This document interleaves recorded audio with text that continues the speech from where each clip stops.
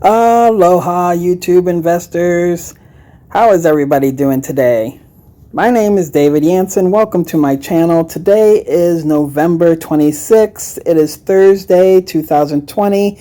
It is Thanksgiving Day here in the United States. I hope everybody is having a happy Thanksgiving. I'd like to wish you a happy Thanksgiving to everybody in the U.S. If you're not in the U.S. celebrating this holiday, then I hope that you are safe and healthy. But in this video today, we are going to be talking about Tesla. Huge move for Tesla that happened last week that we're going to talk about in this video. And then just yesterday, some other news happened for Tesla in China. But first, I would like to welcome everybody to my channel. If you haven't subscribed, please do so now. Also, like the video if you find it informative, and feel free to share with your family and friends. But my portfolio, Fidelity, is where I own a little bit of Tesla. It's another miniature milestone. You can see right here, for the first time, just do a really quick refresh here, but you kind of already saw it. For the first time, over $5,800. For my Fidelity account. That is a miniature milestone for me, something to be celebrated as you try to set these little goals when it comes to your investment journey. And so that's a small one for me.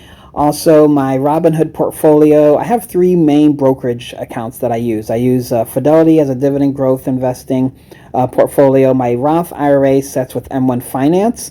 That is really close to, I think it's like $600 off or so from the $6,000 contribution limit that you're allotted every single year to invest. And then my Robinhood growth portfolio is up 20%. I don't do a whole lot with that, but because the stock market has been very volatile this year, I did add and sell out of that portfolio quite a bit over the last 2-3 months here. All right, so the app's not working here. Let me reopen that here really quick for you guys. So I have made some moves. If you do want to see my other brokerages, you can click on my name, click on the playlist, and all of my brokerage accounts are in order, organized there for you. So you can just click on M1 Finance, Fidelity, even the ones that I signed up for the free stocks like Webull, and somebody asked me to do a review of the public investing app. You know, feel free to click on those ones as well too if you want to see how those portfolios are doing. Now, Doe Finance, I just signed up for the free stock, so I really only have the one video on them. I might do another video on them later on once they add fractional shares to the platform, which they told me that would happen at the end of this year was when they were planning to add fractional shares to the Doe Finance investing app. So that might be a video later on. But anyway, let's go ahead and look at my position with Tesla first. I have them in my Fidelity account, as I said. My value sets at $264. I don't even own one share yet. That's why I love fractional shares. And that's basically the main reason why I got into investing, is because I don't have a lot of money, but it is nice to be able to do like $5 a day, $100 a week, $50 a week, whatever it is, into an individual account, and there's zero commissions. So Fidelity that has zero commissions, just like Robinhood, just like M1 Finance, and the public investing app, and Doe Finance. So this made it very easy. It makes it very easy for you to start investing because there are no fees charged every time you want to do a trade. So I only own the 0.46 shares, but I have made good money with just a little bit of fractional shares that I've owned with Tesla. Originally this summer, I cashed out, just took profits, didn't sell the whole thing, just took $200 and bought into Costco.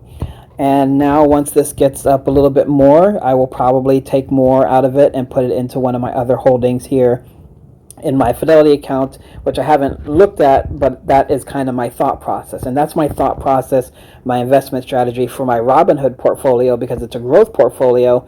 Even though I do have some dividend paying companies with my Robinhood account,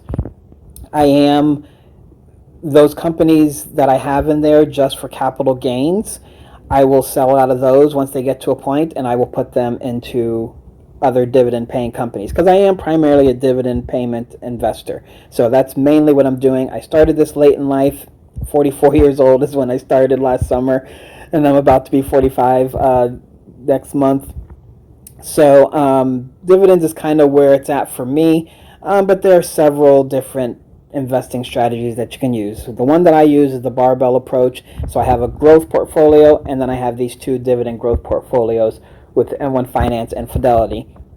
So as far as all time, you can see I'm up almost 43% with Tesla. And if we scroll through here, which this is the one thing that I don't like about Fidelity, is you scroll and line up everything, almost like I'm in elementary school. And you can see that my cost basis per share was $401, or is $401.76. Cost basis total, $184.81 is what I have actually invested. So I'm up pretty good. I'm doing very, very well. So click on this link here and let me show you my tax lots. You can see here the last time I added to this position was at the end of October, and the share price was at $388, and I also added the same day when it fell down to $386. So now I think my personal opinion would be a great time for you to get in on Tesla, because like I said at the beginning of the video, the huge news for Tesla is that they are going to be added to the S&P 500. So that means the stock price is going to go up, just because people are going to be adding, these hedge fund managers are going to be adding, they have to buy shares of Tesla and put them into their funds. So whether it's a mutual fund, whether it's an exchange traded fund, ETF, anything that tracks the S&P 500, it is going to be added, and it meets the criteria of that fund. Tesla is going to be added to that fund. So that is a lot of shares that is going to be added, which is going to cause the stock price to go up. In fact, one analyst that I read, actually it was a few analysts that I read, said that they expect the stock price to go back to $800, which was kind of expected anyway, but now that it's been added to the S&P 500, it's probably going to get there a little bit quicker, and it's probably going to eclipse 1,000 again. So maybe in a year or two we see Tesla do another stock split, which actually caused their stock to go up the first time that they did it. So as far as criteria to be added to the S&P 500, first they are going to be added on December 21st, so that's when you'll probably start to see the stock price go up more. That's my birthday, by the way. Oh, today, did I mention subscribing to the channel? Okay, just to subscribe to the channel, help me get to 2,000 subscribers. Not by my birthday, December 21st, but just to help me get there. Miniature milestones.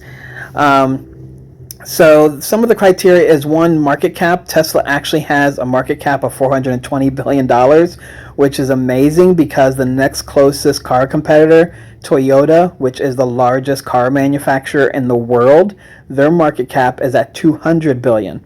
So that is amazing for Tesla to already be double of the largest car company in the world. But that is one criteria that they look at. Another criteria that they look at is you have to have 5 consecutive quarters of profitability. And at the end of October, Tesla recorded its 5th straight profitable quarter, taking them to more than $330 million in the third quarter. That's how much they brought in just that one quarter. Now, as far as sales of cars and delivery of cars, Tesla still does want to get to 500,000 by the end of 2020. They have about 1 month to do so.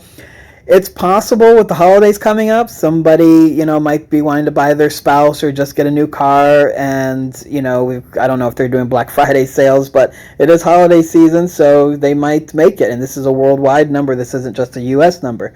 But as at the end of October, they had only delivered 140, which makes it possible for them to get to that 500,000. That was at the end of October. Not sure what they have done for the month of November yet, but it's going to be really close. So... just lost my train of thought. Sorry. So as far as the S&P 500 is concerned, they will be in the consumer discretionary sector, which is what they are in right now, and it's really only going to make up 1%. So it's not like they're, like VOO, the Vanguard S&P 500 tracker, or IVV, the one that I have in my Roth IRA. I actually own a little bit of VOO as well too, which I got free with SoFi Invest. It's only going to make up 1%. Apple makes up 6.5%, because it's 500 companies. It's spread out, so it's not going to be like they're going to take on like 5 or 6% of the S&P 500, because there is still some risk to having a company like Tesla in your fund. But overall, it is just going to really help the company. The other big news that just happened the other day for Tesla and they are continuing on their march to world dominance, is that they are going to do a factory in Shanghai next to their gigafactory, charging these, or building these, manufacturing these charging stations. So I can't get it to zoom in now. Okay, there we go. So this is just the website that I googled, in a picture of these super V3 charging stations that Tesla has. They have a factory in New York. I think they still have one in California. I'm not sure if they still have one in California. But putting one in China, which is expected to be completed by February of next year, is what I read. Putting one in China gives them access to that side of the world, which reduces their cost, because now they don't have to pay for the shipping to have it shipped from the U.S. or maybe even Europe over into China and that eastern side of the world. So that's another big thing for Tesla that is happening for them. They are expecting, I believe, 10,000 of these supercharging charger stations to be delivered by the end of the year of 2021.